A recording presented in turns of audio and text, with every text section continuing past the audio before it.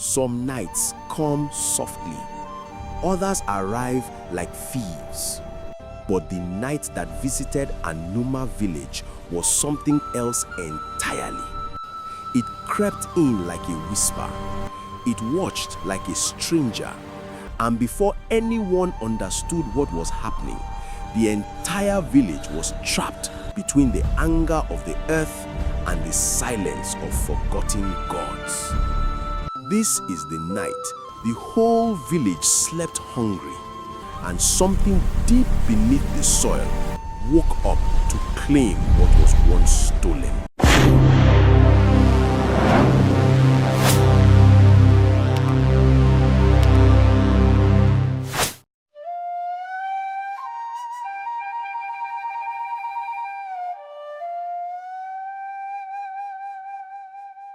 Before the famine, before the fear, before the earth breathed like a sleeping giant, Anuma Village lived in peace. Children ran through the dusty paths, chasing goats and shouting laughter that echoed across the hills. Women filled their pots at the Silver River. Men returned from farms with baskets heavy with yam and maize. Even the sky seemed kinder, clothed in bright blue and drifting white clouds. But everything changed the morning the silent wind arrived. It came without warning, blowing hard through the village. Yet strangely, it carried no sound. Not the rustle of leaves, not the whistle of breeze, only dust, red, dry, unsettling dust. Chickens stopped clucking. Dogs tucked their tails and whimpered. Even the river slowed, as if listening. Mama Nenna was the first to speak of it. This wind is not ordinary. This wind is not ordinary, she muttered, rubbing her arms. It feels like a message from the ancestors, or a warning. The elders dismissed it at first. They always had wisdom for everything. Seasons change, winds shift, the land knows what it is doing. But they were wrong, very wrong. At first, it was small things. The yam leaves curled as if in pain. The plantain fruits refused to swell. The maize stalks turned yellow too early. Farmers knelt in their fields, digging fingers into the soil. Dry, hard, dead. Even the oldest farmers, men who had harvested for 60 or 70 seasons, had never seen the soil behave like this. It's as if the land is tired. Tired of what? It's as if the land is tired, one said. Tired of what? Another asked. No one knew, but something else began to happen. At night, strange whispers echoed from the riverbank. Some villagers swore they heard crying. Others claimed a cold hand brushed their door during sleep. But since no one had answers, they blamed the wind until the animals began to disappear. A goat one night, a hen the next. Even hunters returned empty-handed, saying the forest felt watched. Still, no one acted, no one prepared until it was too late. It happened slowly. Then suddenly, families stretched their food supplies. Mothers cooked watery soups that tasted more like sadness than nourishment. Children pressed empty calabash bowls against their stomachs. The elders gathered for an emergency meeting under the great Oji tree. The chief, Elder Nwoke, spoke carefully. My people, tonight, for the first time in the history of Anuma, we may sleep hungry. My people, tonight, for the first time in the history of Anuma, we may sleep hungry. A dreadful silence followed. People looked at one another, terrified. Sleep? Hungry? It sounded like a curse. The chief continued. We will survive. This is only a season. But even he didn't believe it. His trembling hands betrayed him. That evening, a quiet sorrow swept through Anuma like a dark blanket. Fires burned low, mats were spread early, stomachs growled. eyes watched the horizon nervously, and somewhere, deep below the earth, something ancient stirred. Omirin, the girl with prophetic dreams, did not sleep that night. Her mind was restless. Her body trembled with an unknown warning. Her grandmother, Mama Nkiru, noticed. What is troubling you, my child? I saw it again. Your dream? Yes, the shadow rising, the earth splitting, our village swallowed in darkness. What is troubling you, my child? Omirin stared into the dying fire. I saw it again, she whispered. Your dream? Yes, the shadow rising, the earth splitting, our village swallowed in darkness. Mama Nkiru's heart froze. What did it say this time? Omirin's voice cracked. It said, hunger is not the curse, forgetfulness is. Forgetfulness? What have we forgotten? The grandmother asked. Omirin looked up slowly. The old laws, the gratitude rituals, the songs that honor the land, the offerings, everything. She swallowed hard. Tonight, the guardian will wake. And when it wakes, someone must face it. Mama Nkiru gasped. Guardian? Which guardian? Omirin whispered a name she barely understood. Ojukwu Nala, the watcher beneath the land. The grandmother's knees buckled. She had heard the stories. Most thought they were myths, but Omirin knew better. When night fell, it came faster than it should. The sun didn't set, it vanished. The clouds thickened into a black curtain. Even oil lamps flickered strangely, as if afraid of whatever hid in the darkness. Children cried softly. Mothers hummed shaky lullabies. Men sat guarding their doors with cutlasses that felt useless. Elder Ungoke paced around his hut muttering prayers. But prayers felt too small for the night that had arrived. Around midnight, the strange silence broke, not with a sound, but with a movement. A deep tremor kissed the souls of every villager. Then another, stronger, closer. The ground shook violently. People screamed. Pots fell. Doors rattled. Dogs ran wildly, barking at nothing and everything. A woman shouted, Is this an earthquake? but the earth was not breaking apart. It was waking up. The second tremor came with a sound, a low, long vibration that shook bones and rattled souls, like a giant inhaling after centuries of sleep. Villagers rushed outside, ignoring the elders' warnings. They looked toward the village square.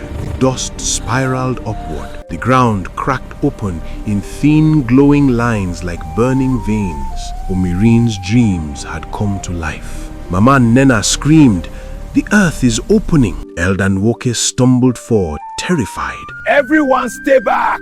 But curiosity and fear dragged people forward instead. The crack widened, the air hummed. Then suddenly, a hand emerged. Not a human hand, not an animal hand. A gigantic shadowy limb made of swirling dust and ancient darkness pulled itself upward. Children wailed, women fainted, men fell to their knees. Omirin stepped forward slowly. It is him, the guardian.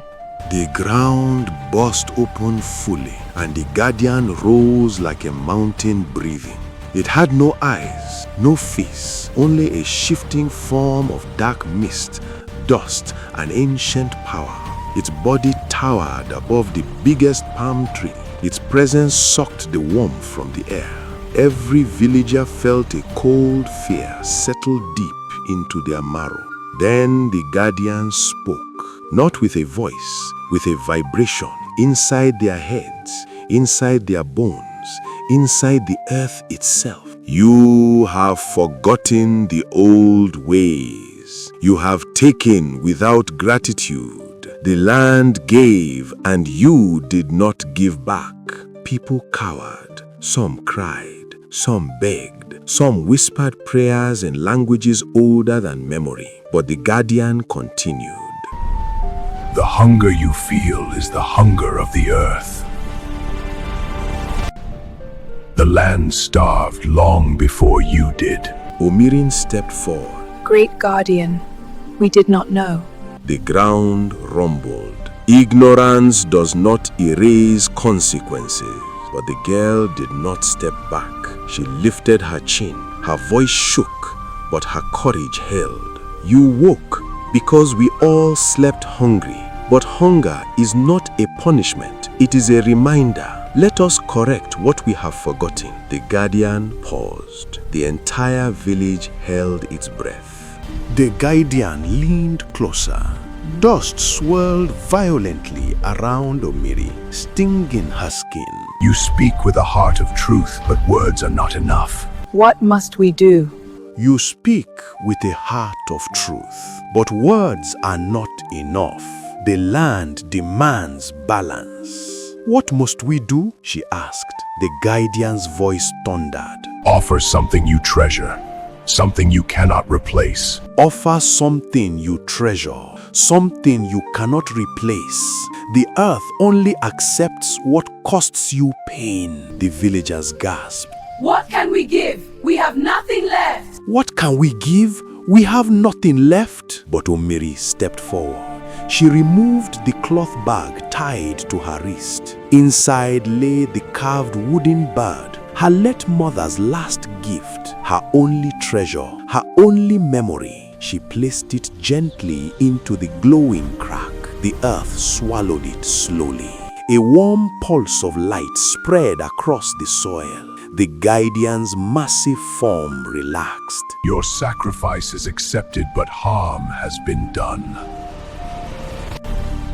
The balance is broken still. Your sacrifice is accepted, but harm has been done. The balance is broken still. Fear returned instantly.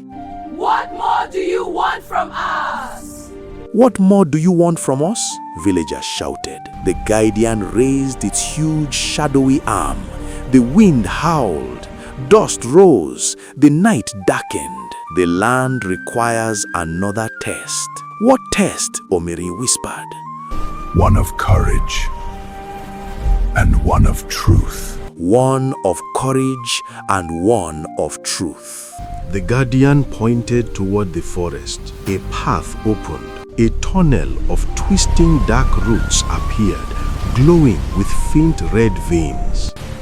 Walk into the roots, face what hides in the deep soil. Only then will the land forgive. Walk into the roots, face what hides in the deep soil. Only then will the land forgive. People backed away in panic. We cannot enter that thing. What if we don't return? We cannot enter that thing? What if we don't return? The guardian thundered. One must go. Who? One must go. Who? Elder Nwoke asked fearfully. The guardian pointed at Omiri. The villagers cried out, "Send a man instead. Choose a warrior." But the guardian rumbled, "She is the only one who can see what others cannot." Mama Nkiru sobbed and clutched Omiri tightly. You cannot go. You cannot. Omiri placed her hand over her grandmother's. I must. If I don't, the village will perish. She stepped forward. Every villager watched in silence as the roots closed behind her.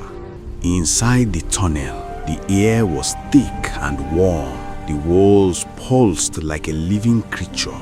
Whispers echoed from every direction. Some sounded like children crying. Some like elders murmuring warnings. Some like the earth itself calling her name, Omirin. She walked carefully. Her feet sank into soft soil. Her hands brushed wet roots. Her breath came out shaky. After many minutes or hours, she couldn't tell. She entered a wide chamber, and inside it stood 3 figures. Not human, not spirit. Shadows shaped like people, each holding a different object. The first held a broken spear. The second held empty calabash bowl. The third held a dying plant, its leaves yellow. Omirin understood immediately.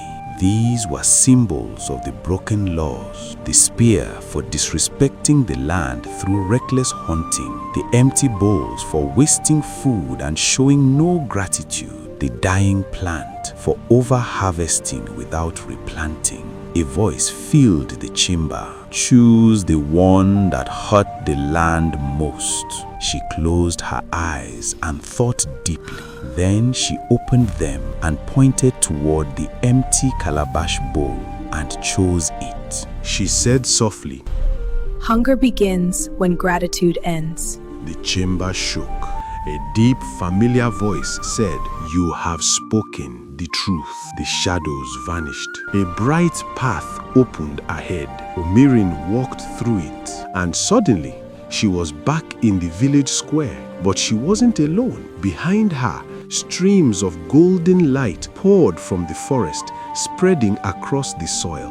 Grass sprouted instantly. Plants straightened. The river roared with new strength. The guardian rose taller, brighter. The balance is restored. The land forgives. The villagers cheered, cried, sang, danced. Omirin fell to her knees, exhausted. The guardian lowered itself toward her. You have given your heart. The earth remembers you. Then, slowly, the guardian sank back into the ground and the crack sealed forever. The next morning, the world looked different. Birds returned. Fish jumped. The air smelled sweet. The farms glowed with new life. Children played again. Women ground fresh grains. Men prayed prayers of gratitude. And Omirin, she became a legend. The child who fed the land, the keeper of balance. Every year, the village held a festival in her honor, where they told her story to new generations.